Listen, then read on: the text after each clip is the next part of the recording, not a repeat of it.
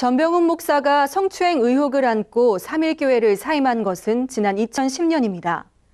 그동안 교계 안팎에서 전 목사에 대한 징계를 촉구하는 목소리가 끊이지 않고 있지만 6년이 지나도록 예장합동에서는 별다른 징계를 내리지 않고 있는데요. 그 사이 전병훈 목사는 홍대 세교회를 개척해 목회를 이어나가고 있습니다. 이런 가운데 3.1교회 치유와 공의 TF팀이 기자회견을 열고 전 목사에 대한 징계를 촉구했습니다. 김정현 기자입니다.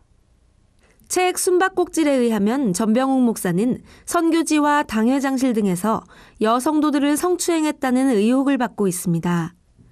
전병훈 목사에 대한 3.1교회와 교계 안팎의 면직 요청이 계속되고 있지만 교단 차원의 징계는 내려지지 않고 있습니다.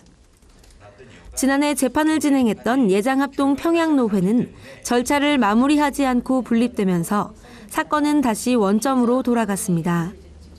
이 재판 과정에서 3.1교회는 수많은 자료를 제출하였고 심지어 피해자들이 수치심을 무릅쓰고 참석해 눈물로 직접 증언을 하기도 하였습니다. 그러나 판결을 앞둔 상황에서 재판국원들 중 일부가 의문스러운 행태로 재판을 무산시켰고 이런 가운데 예장합동은 올해 총회에서 이 사건을 다시 평양노회에 돌려보냈습니다. 평양노회는 아직 재판에 착수하지 않았고 재판을 이유로 홍대 세교회의 노회 가입 청원만 승인한 상태입니다. 평양노회에 묻고 싶습니다. 그렇다면 지난 2014년 재판국이 구성되었을 때 그때도 홍대 세교회는 노회에 가입이 되지 않은 상태였고 전병훈 목사 역시 무임 목사였는데 그때는 어떻게 재판국에서 조사를 하고 또 조사를 받을 수 있었단 말입니까? 이번 사건의 해결을 위해 구성된 3.1교회 치유와 공의 TF팀은 기자회견을 통해 전병훈 목사에 대한 평양노회의 올바른 징계를 촉구했습니다.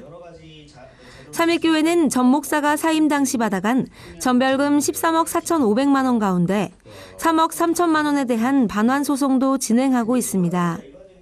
2년 봉급 명목으로 지급된 생활비 1억 3천만 원에 대한 반환, 두 번째 성중독 치료비 명목으로 지급된 1억 원에 대한 반환, 세 번째 성피해자들에게 피해 보상 금액을 지급한 부분과 3.1교회의 명예를 심각하게 훼손한 부분에 대한 손해배상금 1억 원.